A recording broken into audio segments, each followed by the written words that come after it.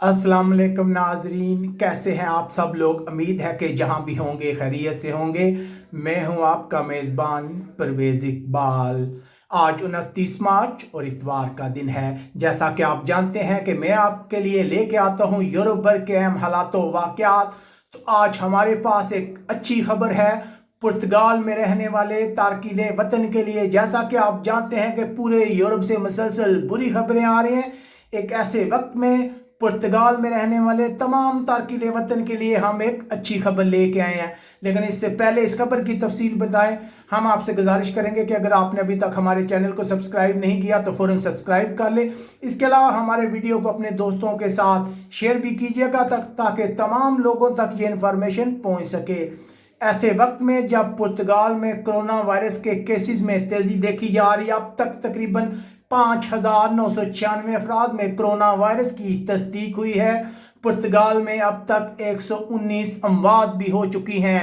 एक ऐसे वक्त में अच्छी खबर आ रही है पुर्तगाल से, जहां गवर्नमेंट का कहना है कि तमाम तारकीन वतन को लीगल स्टेटस दे दिया गया है। जी हाँ नाज़रीन, ऐसे तमाम लोग जिन्होंने सियासी पनाह अप्लाई की हुई थी या वैसे पेपर अप्लाई किए हुए थे, एकदम उन्हें लीगल स्टेटस दे दिया गया है। ये सब कुछ हुआ है मौजूदा हालात की वजह से। जो वजारत ख़ारजा के अमूर की तर्जमान है क्लाडिया, उन्होंने कहा है कि लोगों को इस मुश्किल वक्त में सिर्फ इसलिए तनहा नहीं छोड़ा जा सकता कि उनकी दरख्वास्तों पर कार्रवाई अभी तक मुकम्मल नहीं हुए। हम तमाम जो इमिग्रेंट्स हैं जो पुर्तगाल में मौजूद हैं, जिनके पास पेपर नहीं है, उन्हें लीगल स्टेटस दे रहे हैं। उनको तमाम सहूलतें हासिल होंगी आज के बाद। तमाम फलाई फ़वाइद, बैंक अकाउंट, काम और किराए के माहितों तक रसाई दे दी गई है। यकीनन ये एक बहुत ही अच्छी खबर है। एक ऐसे वक्त में जब यूरोप बहरान का शिकार है, लोगों को बहुत ज़्यादा प्रॉब्लम है, ख़ास तौर पर यूरोप में रहने वाले ऐसे लोग जिनके पास पेपर्स नहीं है, उन्हें मुख्तलिफ मसाइल का सामना था। यकीनन पुर्तगाल की जानब से ये बहुत ही अच्छी खबर है। याद रहे कि पुर्तगाल में तकरीबन 5,80,000 के करीब तारकीन वतन हैं।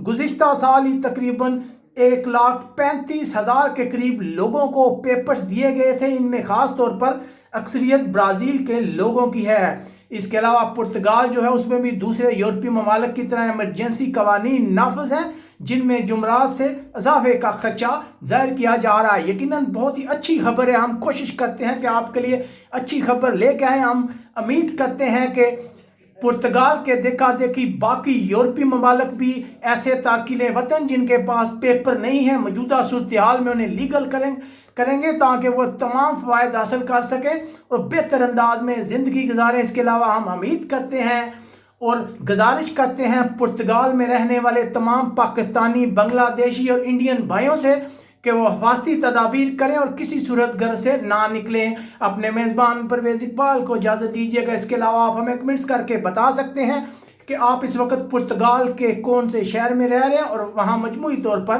क्या सूरत हाल है। हमारे वीडियो को ज़्यादा से ज़्यादा लोगों के साथ शेयर करें ताकि तमाम लोग इन मामला से फ़ायदा उठा सकें। अपने मेज़बान परवेज़ इकबाल को इजाज़त दीजिएगा। अल्लाह हाफ़िज़।